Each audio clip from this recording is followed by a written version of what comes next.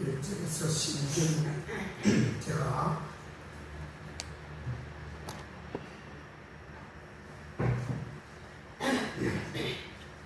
여러분 복합니다.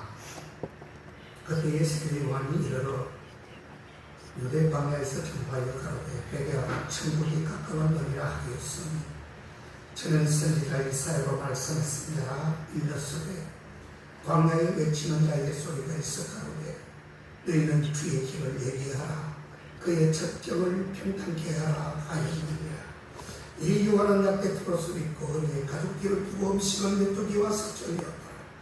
이때 예루살렘과 언니들과 요단강 사방에서 다 그에게 나와 자기들의 죄를 자복하고 요단강에서 그에게 세례를 받더니 요한이 많은 바리새인과 사두개인이 세례 베풀어 오는 것을 보고 이르되 독사의 자식들아 누가 너희를 가르쳐 임박한 진노를 피하라 하더냐. 그러므로 회개해야 땅의 열매를 맺고 속으로 아브라함이 우리 조상이라고 생각지 말라. 내가 너희에게 이르노니 하나님이 너희 이 돌들도 아브라함의 자손이 되게 하시리라. 이미 도끼가 나무 뿌리에 놓였으니 좋은 열매 맺지 아니하는 나무마다 지금 불에 던지오리라.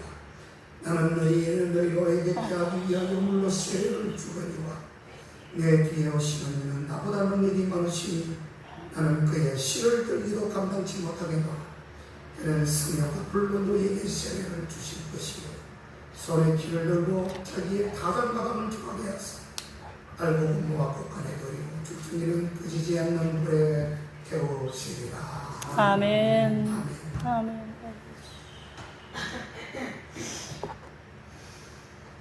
이 땅에 참 소리가 많습니다.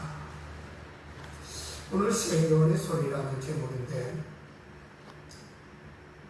이 땅에 이 세상에는 수많은 전파의 소리도 있고 그리고 TV에서 나오는 소리, 신문에서 나오는 소리 그리고 세상 많은 사람들 입에서 나오는 각가지의 그릇하지 못하고 제멋대로 나불랑거리는 그러한 소리 그런 홍수 속에서 우리는 살아가고 있습니다. 그러나 진정한 소리가 사실은 많이 있지 않습니다. 내게 정말 소리다운 소리 이 세례요한의 소리를 한번 들어보십시오. 아버지. 마태복음의 저자 마태는 광야에서 복음을 전하는 이 세례요한을 광야에서 외치는 소리다라고 이렇게 증언하고 있습니다. 자, 여러분, 이 세례요한의 소리는 과연 어떠한 소리였기에 마태가 이렇게 힘주어 주장하는 것일까요? 첫째로 세례요한이 외쳤던 소리는 바로 하나님의 소리였다라는 것입니다. 아멘. 세례요한의 소리는 회개의 소리였습니다. 말라기 선지자 이후에 이 430년간 그 동안에 하나님의 소리가 거의 들리지 않았습니다. 대선지자들이 사라지고 소선지자들이 사라져 버리더니 모든 소리가 다 사라져 버렸다라고 증언하고 있습니다. 그런데 심스러운 것은 성전에서 제사를 드릴 때에 번제단에서 타오르는 불을 보면 영적 상태를 알았다고 하는 것입니다. 다시 말해 이스라엘 백성들의 이 영적 상태가 강한 때에는 이 번제단의 점, 번제단의 불이 사자처럼 강했고 제물을 올려놓기만 하면 그것을 순식간에 태워버렸다는 뜻입니다. 아버지. 그만큼 성경 충만, 은혜 충만, 말씀 충만했던 것입니다. 그만큼 영적인 레벨이 가르침을 받기 때문에 그 영 앞에서는, 뜨거운 영 앞에서는 그 어떤 것도 불사르나 칠 수밖에 없었다고 증언하고 있습니다. 아멘.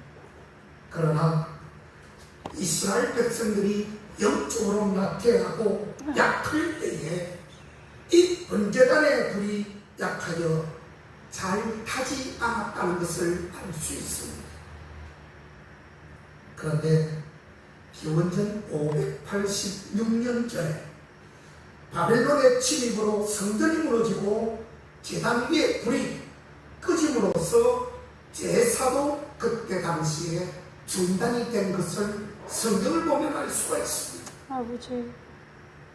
불이 꺼져 있는 동안은 430년간 선지자가 한 명도 나타나지 않았다는 것입니다.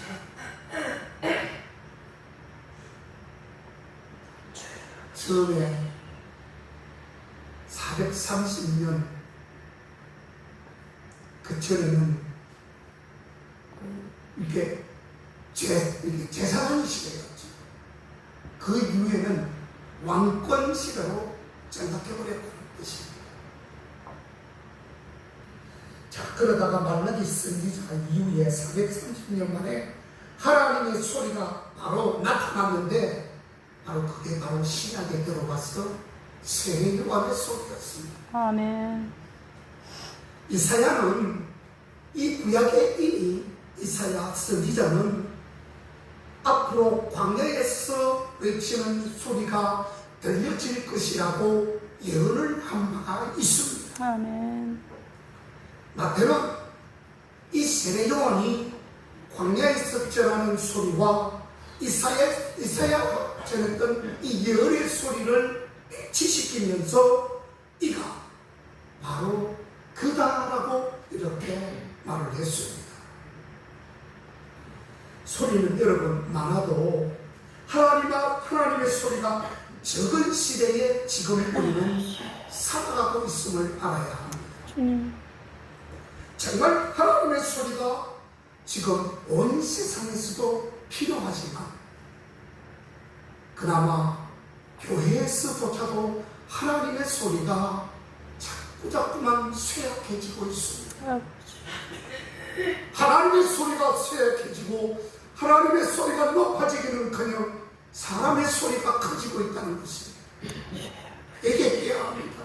아멘. 이 교회의 주인은 바로 주님이다. 아멘. 나라고 했는데 언제부턴가 주님의 음성은 사라지고 주님의 흔적은 사라지고 각 교회들마다 사람들이 주인이 되어가지고 사람들의 소리가 많이 높아지니 하나님은 저 멀리 숨어서 계시는 거예요.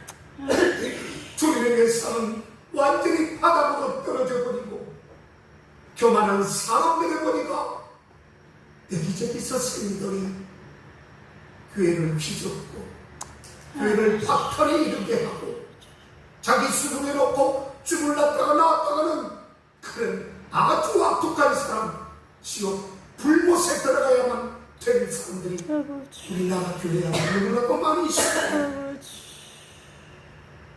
자기 소리, 경험의 소리, 검전의 소리가 아니라 하나님의 소리가 필요함을 우리는 알아야 합니다. 아멘. 아버지.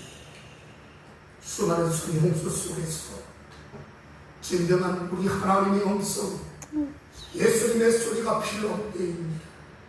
세례 요한의 하나님의 소리는 바로 광야의 소리였습니다. 굴이 있는 왕궁의 소리가 아니었습니다.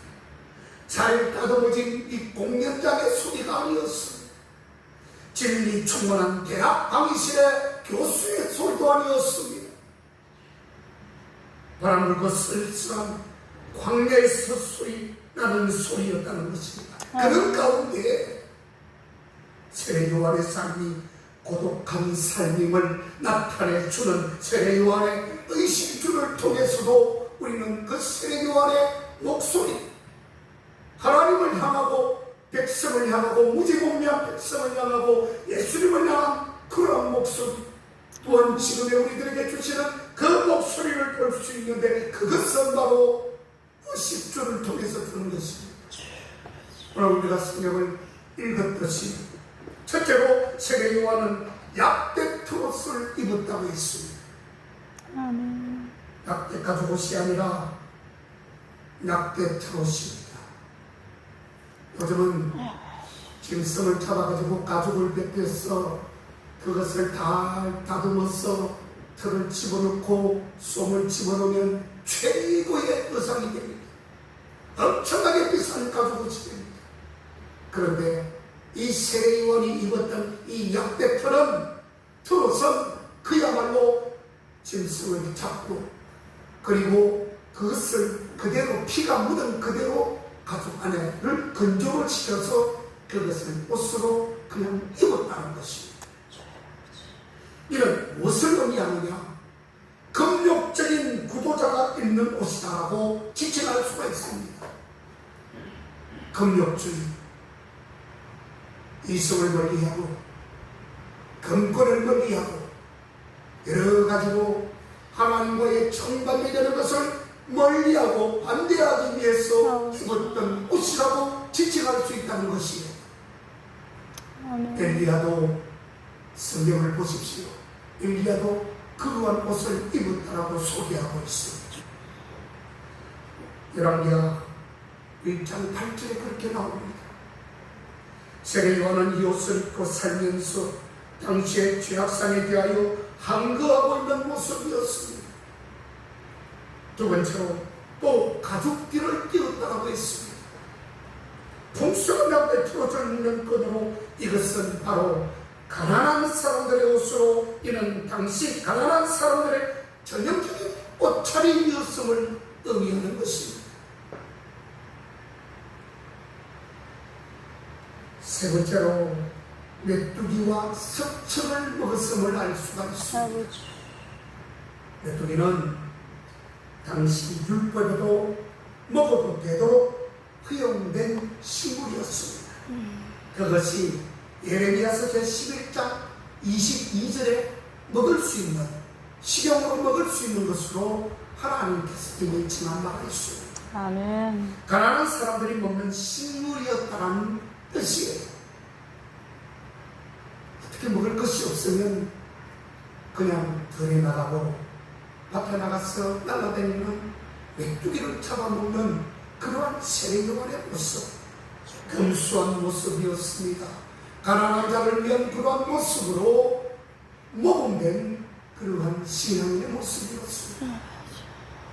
또한 석청이라고 하는 것은 들에서 돌과 돌 사이에 언덕 절벽 사이에 있었다는 꿀을 이야기하는 것입니다. 이 야생 꿀로 광야에 사는 사람들이 먹을 수밖에 없는 그러한 음식이었습니다. 그때는 먹을 것이 풍족하지 못했습니다.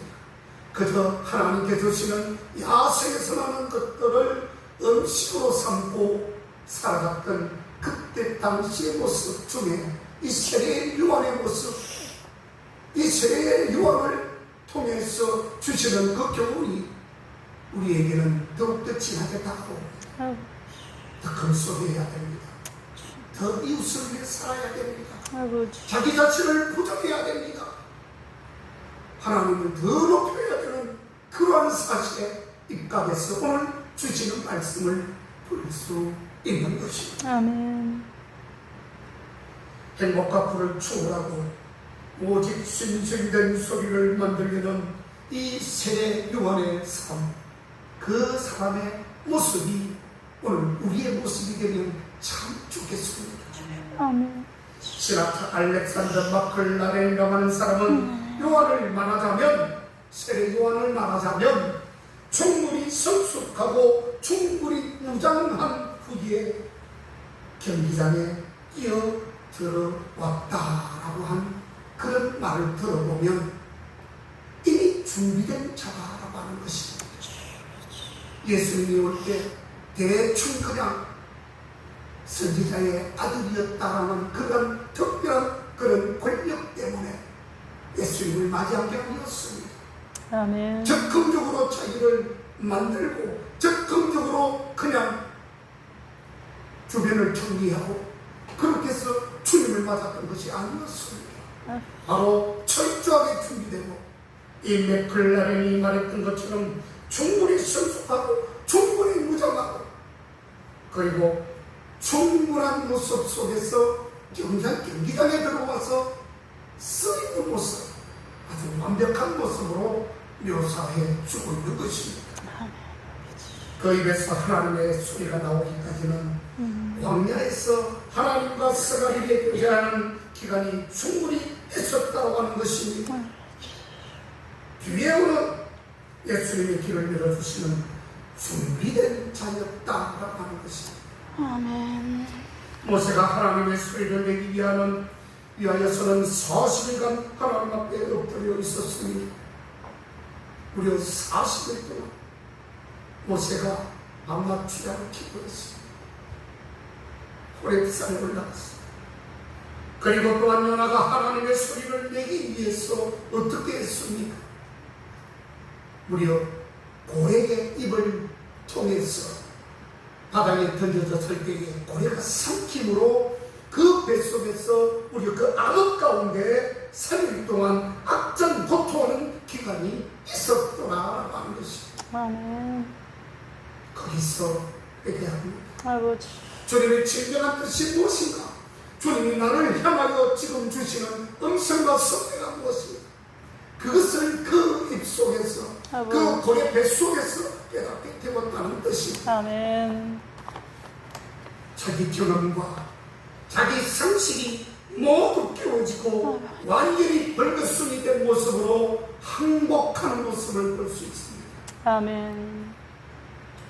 그게 두 번째로 세례 요한의 소리는 회개의 소리였습니다. 세례 요한의 소리는 회개의 소리였는데 이 세례 요한의 소리는 다른 소리가 아니었습니다. 뭐라고 했죠? 회개하라. 천국이 가까웠느니라. 아버지. 여러분, 좋은 소리만이 좋은 소리가 아니라 쓴 소리가 좋은 소리일 수도 있다는 것을 여러분 아셔야 합니다. 아멘. 날마다 여러분 복 받으시기 바랍니다. 아버지. 여러분 사랑하시기 바랍니다. 이 소리보다는 당시의 세례 요한이 과연 어떤 말을 해야만이 더 주님 앞에 나올 수 있는 계기가 되고 기회가 되며 주님을 각성하며 바라보시는 이에 대한 지혜가 생겼는데 그 자체가 그 단어를 발성한 것이 회개하라 천국이 가까웠느니라 라고 하는 그런 말을 처음 가지고 했다는 뜻입니다. 아멘. 다시 말하면 세례 요한은 당당히 이 바리새인과 서기관들에게 뭐라고 했느냐? 우리가 오늘 읽었듯이 이 독사의 새끼들아, 독사의 자식들아, 아버지. 누가 너희를 그렇게 행복한 진노를 피하라 하더냐? 그렇게 추천했습니다. 아버지. 아주 호되게 책망을 하신 것입니다. 처음 만난 사람들에게 이 독사의 새끼들아 회개하라. 여러분들 어떤 목사님이 여러분들에게 독사의 새끼야 하면 여러분들 어떻게 하시겠습니까? 회개하라면서 누가 당신 뭐 내가 배우게 항상 멱살 잡지 않겠습니까? 아버지. 세례 요한은 진정한 하나님의 사람이었습니다. 이 세례 요한이 하는 건 진정 할 수 없는 말이었다고 생각합니다. 아멘. 때로 교회 안에서도 죄를 공격하고 그리고 아픈 것을 건드리는 말이 좋은 소리가 될 수 있습니다. 아버지. 우리 조고 목사님은 맨날 치는 소리, 맨날 자랑하는 소리, 회개하는 소리 그 말만 하네 여러분 들을 때가 좋을 겁니다. 아멘. 다른 교회 한번 가보십시오. 그런 말 많이 들을 수 있는가? 지금은 그런 말을 들어야 될 때입니다. 아버지. 그렇다고 내가 뭐 사랑하라, 복받아라 설교를 안 합니까 여러분? 근데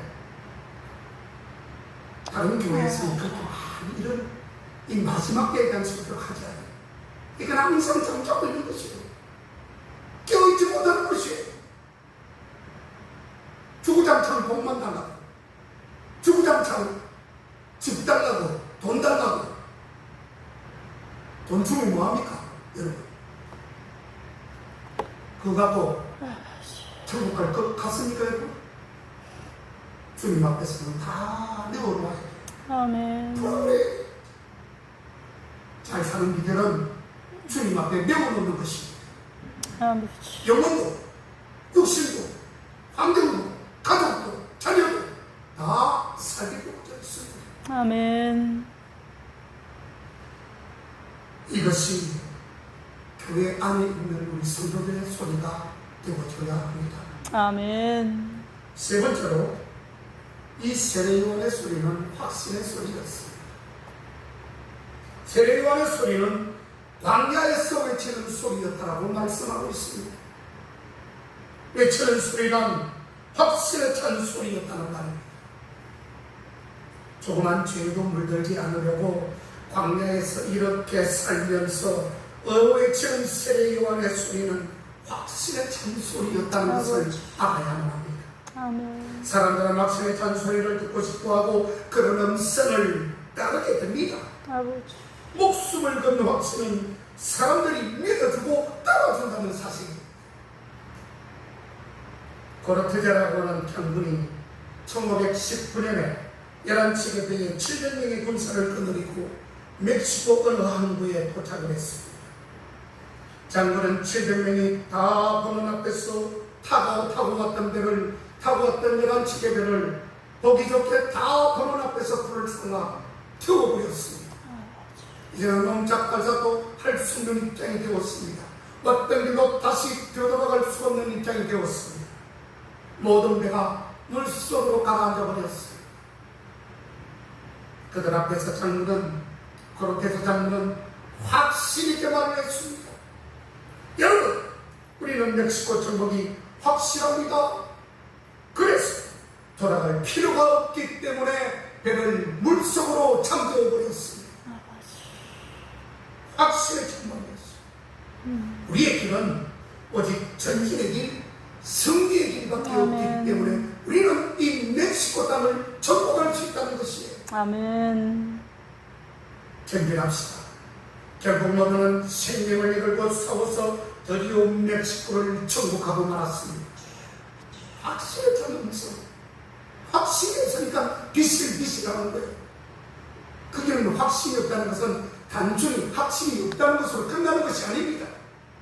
확신이 없다는 것은 바로 거기에 믿음의 주체가 그 속에 없다는 것이에요. 여러분, 하나님에게 확신이 없다면 그분을 만드신 주님을 여러분 믿지 않는다는 것입니다. 그걸 회개해야 합니다. 아멘. 여러분, 하나님의 일을 할 때 확신을 가지고 해야 됩니다. 아멘. 지난주도 말씀을 드렸지만 믿음을 가지고 해야 되는 것이에요. 행여나 나만 어떨까? 안 되면 어떨까? 맨날 그런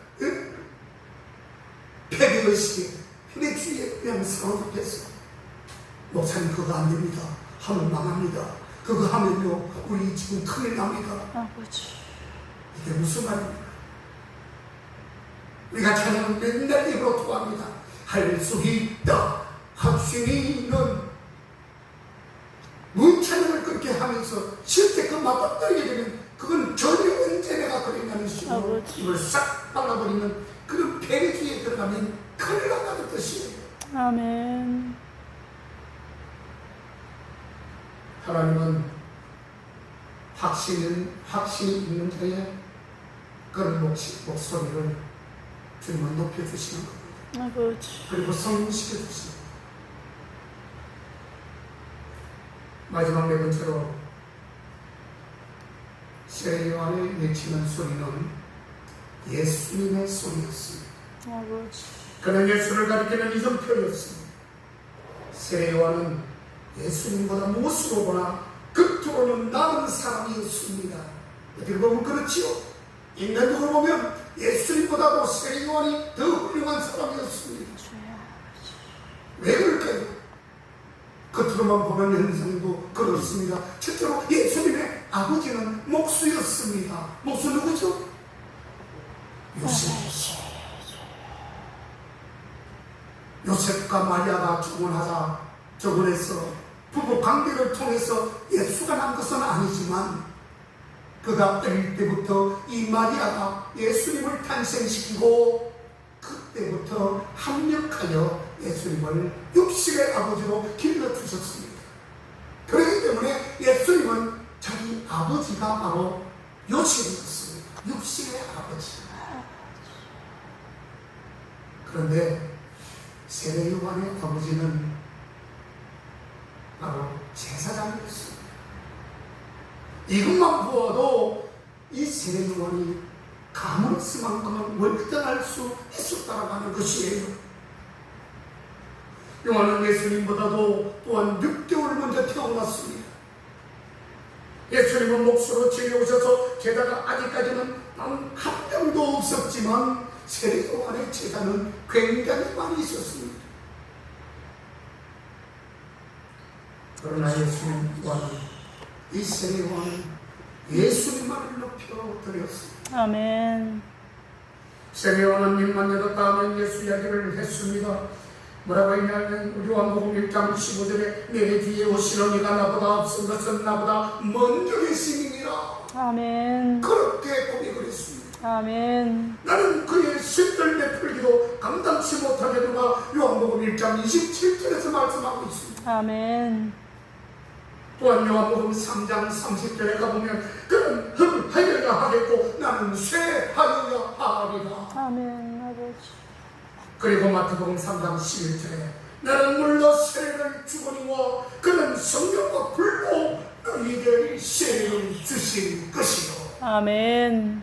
이것만 보아도 세례 요한은 예수님을 높이지 않을 수 없었습니다. 아멘.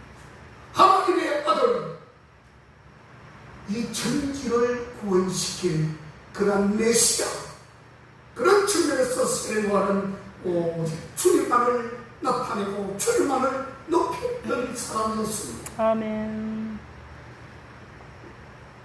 그리고 마태복음 3장 3절에 광야에 외치는 자의 소리가 있어 가로되 너희는 주의 길을 내비하라 그의 첩경을 평탄케 하라. 아버지. 그렇습니다. 세례 요한은 주의 길을 예비하는 자였고 첩경을 평탄케 하는 자였습니다. 아멘. 다시 말하면 예수님을 만나기 직전에 많은 사람들이 우왕좌왕 자기들을 건져주신 자기들을 구원할 메시아를 믿지 못하고 있었지만 그 중간 역할을, 중보자의 역할을 지금 좌충 구약에서 신약 사이에 있는 예수님을 연결하는 통로가 되는 그런 사람이었다는 것을 아셔야 합니다. 아멘. 성경이 기록될 당시에는 세 가지의 질병이 있었습니다. 고통이 있었는데 그것은 첫째로 질병이요, 그 다음에 단식이요, 그 다음에 여행이라고 말했습니다. 당시에 이런 너무나도 나빴기 때문에 여행을 하는 것은 질병이나 바로 단식을 하는 것만큼 위험했다고 소개합니다. 그래서 여행을 떠나는 사람들에게는 다음과 같은 충고가 주어졌는데 왜 이런 충고가 주어졌는지 보십시오. 첫째로 빚을 청산하라. 왜? 너는 지금 나가면 목숨을 부지할 수도 있지만 지금부터 떠나가는 순간에 목숨을 잃을 수도 있다는 것이에요. 그래서 가족에게 빚을 지고 가지 마라. 그리고 이방인들에게 빚을 지지 마라. 가족을 위해 살 준비를 모두 해주고 고별 선물도 주고 고별, 이제는 마지막이다라고 하는 고별 선물까지 주고 나오더라. 여행을 떠나가더라. 모든 계약을 환원하고 여행 준비를 마치고 나면 모든 사람들에게 고별 인사를 하고 떠나가라. 그렇게 되어 있습니다. 그래서 왕이 여행을 떠나려면 많은 사람들이 먼저 떠나서 길을 닦고 했다라고 하는 것입니다. 바로 이 세례 요한이 이러한 과정을 거쳤던 사람이었다라고 하는 것입니다. 이런 과정을 거치지 않고 이 독사의 자식들아 회개하라 천국이 가까우면이라 이런 말을 담대하게 할 수는 없었을 것이다라고 하는 것이에요. 아멘. 이제 만왕의 왕 예수께서 오실 때를 마련하는 사람이 바로 세례 요한이었습니다. 그는 주님 오실 준비를 하는 말만 하여 주었다는 것입니다. 모쪼록 세례 요한의 순결하고 강직한 믿음을 본받으십시오. 우리도 본받아야 합니다. 끝까지 한 번밖에 없는 인생, 한 번밖에 없는 이 목숨, 주님을 위해서, 하나님의 나라를 위해서, 예수님을 위해서, 이웃을 위해서 이 암을 기꺼이 던지고 희생할 수 있는 아름답고 복된 우리 국회의 성도님들 다 되시기를 주님의 이름으로 축원을 드립니다. 아멘. 기도하겠습니다.